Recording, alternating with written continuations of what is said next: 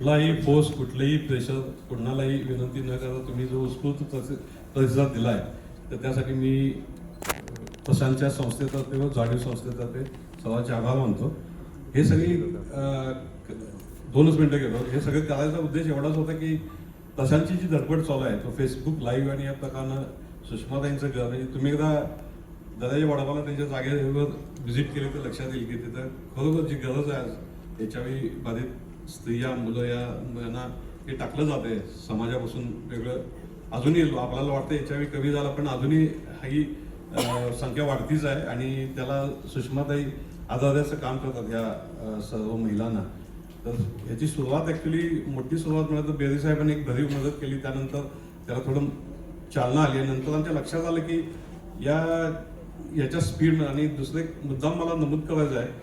प्रशांत जोशींनी तुम्ही पाहिला असेल तर त्यांच्या पायात चप्पल नाही आहे तर त्यांनी ठरवले जोपर्यंत ते हे होत नाही त्यांचा तो सुषमाताईंचं घर जोपर्यंत होत नाही तोपर्यंत चप्पल घालायचं. ते आम्हाला सुद्धा त्याच्या पायाच्या आधी त्याची कळकळ जाणवली की बाबा हे लवकर करायचं असलं तर असं काहीतरी प्रयत्न करायला पाहिजे. मग आम्ही गिरीशना विनंती केली. गिरीशनी स्वप्नील सर आणि संबंधित प्रोड्युसर यांच्याशी बोलून त्यांनी अगदी कुठलेही हेजिटेट न करता कोल्हापूरचा प्रोग्राम आम्हाला दिला आणि आमच्या संस्थेला खरोखर त्यांनी ह्या प्रशांतच्या ह्या धडपडीला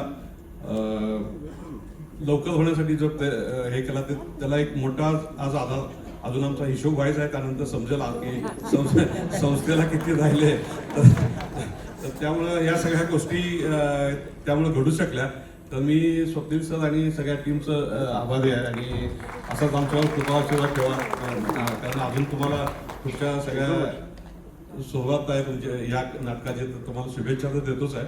पण आमची एक संस्था कोल्हापूरमध्ये अशी आपल्या बरोबर हे लक्ष असू दे तुमचंही काही आम्हाला मार्गदर्शन झालं तर नक्की करा.